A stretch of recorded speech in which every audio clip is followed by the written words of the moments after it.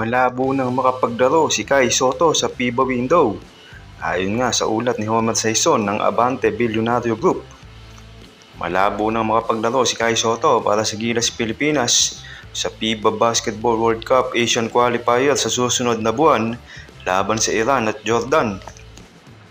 Hinihintay pa nga ng 7-3 center ang kanyang NCAA Amateurism waiver upang makapaglaro sa US College Ranks, isang propesyon na nagdudulot ng pagkaantala sa kanyang kakayahang maglaro para sa national team. Bagaman nananatili ang kanyang dedikasyon sa Gilas, nagdudulot ng kawalan ng katiyakan para sa darating na window ang timing ng pagsusuri sa kanyang eligibility. Dagdag ang pangyayaring ito sa dumaraming bilang ng mga manlalarong hindi makakapaglaro para sa Gilas. Kaya napipilitan ng coaching staff na higit na umasa sa PBA core at iba pang available na talento.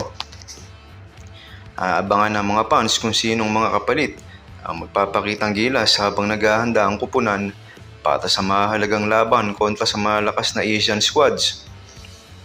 Tinuturing nga ni Gilas Pilipinas head coach Tim Cone ang paparating na window ng FIBA World Cup Asian Qualifiers bilang isang do or die na laban para sa national men's basketball team, habang umaasa sila sa paglalaro ng mga big man na sina Kentin Meloro Brown at Kai Sotto.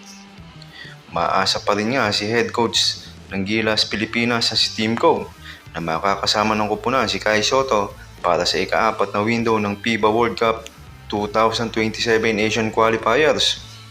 Parehong nais ni Sotto at Gilas na makapaglaro siya, ngunit ang kanyang paglahok ay maaaring nakadepende sa kanyang schedule at iba pang mga obligasyon. Sinabi nga ni Cone, napakahalaga ng window na ito at maaaring maging yugtong do or die para sa Gilas ang kanilang haharapin para makapasok sa World Cup. Kaya naman umaasa ang kupunan na magbibigay daan ng schedule ni Sotto upang makapaglaro siya at makatulong sa Gilas sa mga crucial na laban. Wala na nga din si Kentin Meloro Brown dahil sa schedule niya sa Japan B-League at itong ang bagong pasok na si Mike Phillips dahil kalalaro lang niya din sa Japan B-League. Kaya malaking dagok ito para sa Gilas Pilipinas. 3 agad ang mawawala sa kanila na key players, si Kai Sotto, Kentin Meloro Brown at ang bagong pasok na si Mike Phillips. Kamusta mga idol? Sports Zone PH para sa sports news and update.